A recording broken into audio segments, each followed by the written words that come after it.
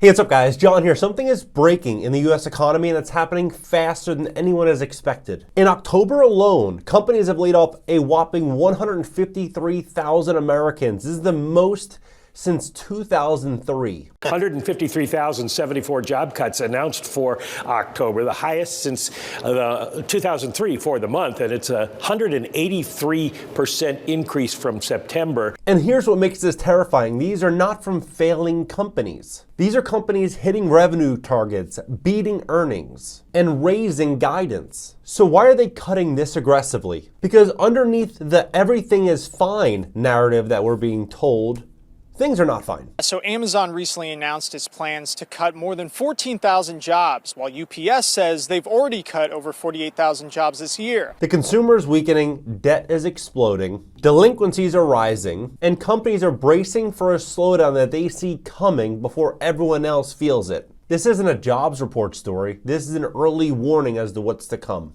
And once you see the full picture and the reason behind these cuts, the pressure on households and the chain reaction it can trigger, you'll realize that this moment is different from every other layoff cycle we've seen in the past. Let's be honest, companies do not lay off 150,000 people in a single month unless something is seriously off. A lot of this goes back to the pandemic era when money was basically free. Companies hired like crazy, expanded like crazy, and took on cheap debt and expanded as fast as they could, thinking that this party would never end. Fast forward to today, and that same debt is 3 times more expensive to refinance. Payroll becomes the easiest place to slash. And then you add in the second problem, the cost of doing business. Everything costs more now. Shipping, wages, inventory, fuel, insurance. And consumers, they simply can't afford another price hike. Companies know that if they increase prices again, they will lose sales. So the only other lever left is laying off employees. But the real curveball is AI. For the first time ever, employers are listing AI as the #1 reason for job cuts.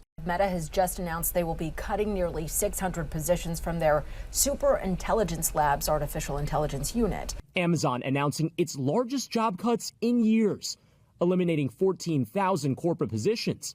In a note to its employees, the company calling AI the most transformative technology we've seen since the internet. UPS also slashing nearly 48,000 workers, citing various circumstances for its moves, including opportunities to invest in certain technologies. And honestly, it makes sense. AI is not replacing careers yet, but it's absolutely replacing enough tasks that companies don't need entire teams anymore. So they cut now, quietly, before their competitors do it first. Amazon plans to avoid hiring 600,000 U.S. workers by the year 2033, replacing them with robotics that could save the company $12.6 billion. This is why layoffs feel sudden, but they are not. Companies saw this coming months ago. Layoffs themselves are bad, but the timing makes this much worse. Because the average American is more financially fragile than they have been in the past decade, and some would say, in their lifetime. The personal savings rate is now stuck at historic lows. Most Americans don't even have a couple $100 set aside. They're relying on credit cards to fill the gap. And even that is starting to max out. When someone loses their job today, it's not, let's tighten the belt for another month. It's, how do I pay rent in 5 days? People are already juggling late fees, higher bills, and inflated prices. Everything costs more. Rent, groceries, utilities, even basic car insurance. Yet wages haven't kept up. So a single layoff in this economy doesn't just hurt one person. It collapses the entire household budget almost instantly. That's why these October numbers matter. They are hitting the weakest version of the American consumer. And here's the part nobody on TV wants to talk about. People are already falling behind on nearly everything, and that's before the official layoffs in October. Credit card delinquencies, highest since the GFC. Auto loan delinquencies, back at 2008 peaks. Buy now, pay later, exploding in popularity. Most Americans have used it to finance groceries. New research shows more Americans are turning to buy now, pay later finance plans to pay for groceries, and more people are struggling to pay those loans back. Even mortgages, they have been stable for years. Now they're even starting to crack. That tells you everything that we need to know. People were not keeping up with their bills even when they were employed. So what happens when tens of thousands of Americans lose their job practically overnight? Defaults increase, car repossessions increase, rent payments slip, collections go up, and once the wave starts, it hits every facet of the economy. Banks, lenders, leveraged landlords, retailers, and the list goes on and on. That's why the layoffs are not just a labor story, it's a debt story, a delinquency story, a things are unraveling under the surface story. And here's where it turns into a much bigger problem, the feedback loop. Because layoffs do not stay isolated in tech, for example. They spread through the economy, the same way a small fire can become a wildfire. A person loses their job, they're forced to stop spending. Businesses feel the drop in sales. Those businesses cut their own workers' hours to keep the lights on. Those workers stop spending too. Now more businesses feel the pain. The cycle repeats. This is exactly how recessions begin. Not from one big mega crash, but from a slow chain reaction where spending gets thinner.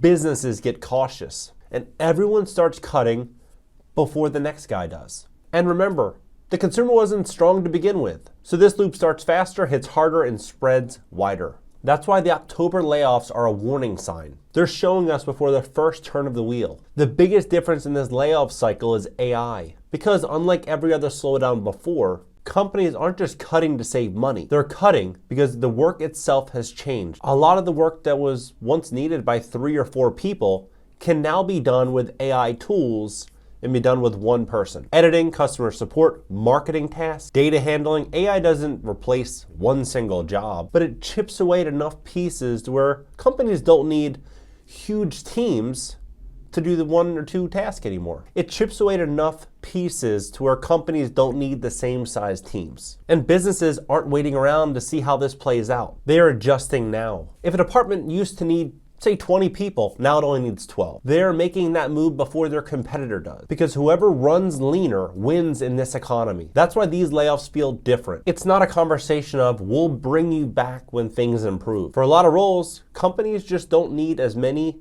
people anymore. And once they learn how to operate with fewer people, they are not going back. This isn't panic.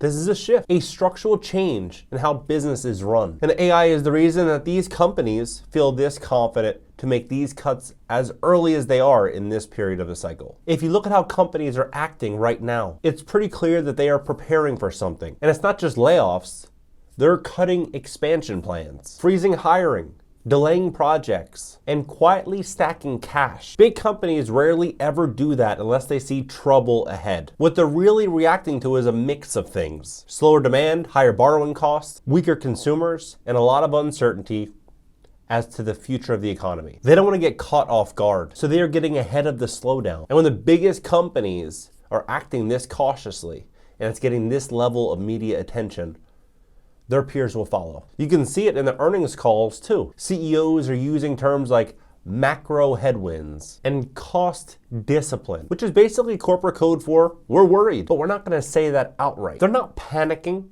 but they're preparing. And that's why these cuts feel so strategic. They're not happening because the economy's already crashed. They're happening because companies want to be prepared if it does. Businesses see the stress on consumers. They see the delinquencies. And they see how AI is changing how teams operate. They're just adjusting and getting ahead of it before the cycle flips. The truth is, corporations always feel the change before the rest of us do. And if they're pulling back this hard, it usually means the storm is closer than anyone thinks. So what does this actually mean for normal, everyday Americans? Because it's easy to look at the numbers and say, okay, layoffs are up, but I'm still working, I'm fine. But that's exactly how every slowdown starts. It feels distant until suddenly it's not. The truth is, we're entering a period to where people that were already struggling are gonna feel it first. Higher bills, higher interest rates, rising delinquencies, it always hits the bottom half of the economy first. And when budgets are already stretched, even small changes start to snowball. It also means jobs are not going to bounce back quickly as they used to. In past slowdowns, companies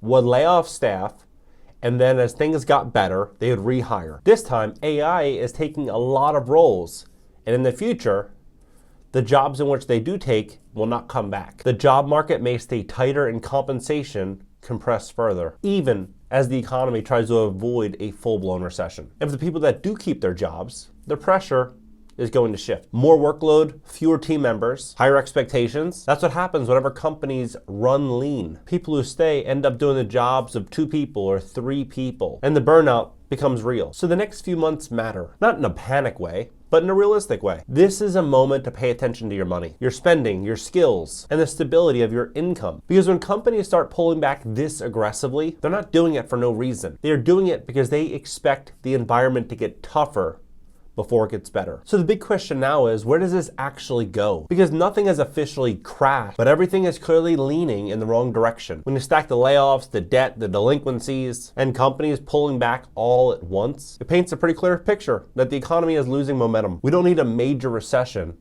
for people to feel this. Even a mild slowdown hits hard when rent, food, insurance bills, the cost of living continues to climb higher, and the Fed is stuck. Cut rates too soon and inflation will flare up. Keep them high and consumers get crushed. There's no easy move here. Could things stabilize?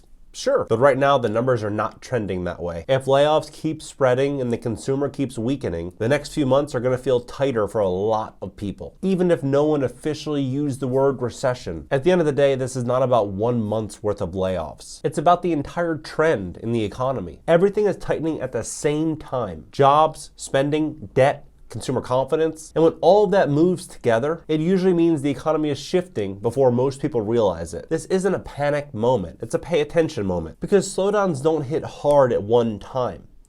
They gradually get worse and worse and worse by the day. You see this in hiring freezes, smaller paychecks, in rising late payments, in companies suddenly uniting and growing cautiously together. And that's why these layoffs matter. Not because the economy's already collapsed, but because they're the first real sign that things are going to get harder before they get easier. If you understand that now, then you won't be blindsided later. Do you believe we're walking into a once-in-a-lifetime buying opportunity?